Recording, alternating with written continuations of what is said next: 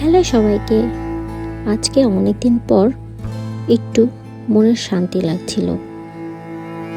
অনেকদিন যাবৎ অনেক অশান্তি, কেমন ভয় সব কিছু মিলে কাটছিল। আজকে অনেক দিন পর ভালো লাগছিল। অফিস থেকে অনেক তাড়াতাড়ি ফিরে একটা লম্বা ঘুম দিয়েছি। তারপর উঠেই এক কাপ চা খেয়ে নিয়েছি, ফ্রেশ হয়ে নিয়েছি। চা খেতে খেতে আয়নায় নিজেকে দেখছিলাম, ভাবছিলাম অনেকদিন স্কিনের একটু যত্ন নেওয়া হয় না।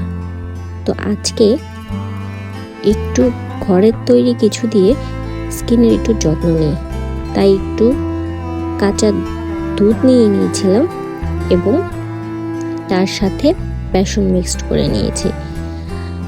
আমার স্কিন খুবই সেন্সিটিভ, তাই যে কোনো জিনিস দিলেই হবে না, অল্পতে যা দেওয়া যায়।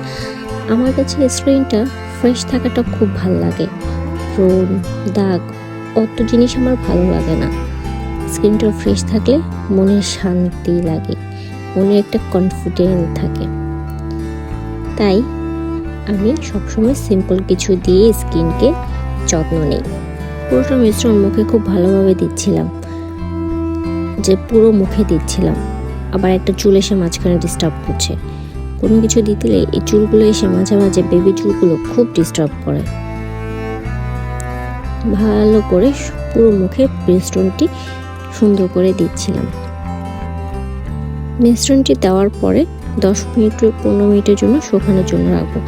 একদম আমি শুকিয়ে ফেলি না, আমি জাস্ট 10-15 মিনিট রাখি।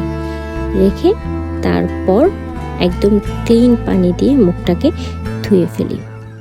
আমি মুখটা ধোয়ার পর মুখে কিচ্ছু দিই না, শুধু একটু ময়শ্চারাইজার ক্রিম দিই, অথবা আমার ডেইলি ইউজের যে ক্রিমটা আছে সেটাই দিই। স্কিনটা কত গ্লো করছে। ঘরের তৈরি জিনিস দিলে স্কিনটা আসলেই ভালো থাকে, গ্লো করে, কোনোরকম ব্রণ হয় না। সেটাই সব থেকে ভালো হয়। ঢং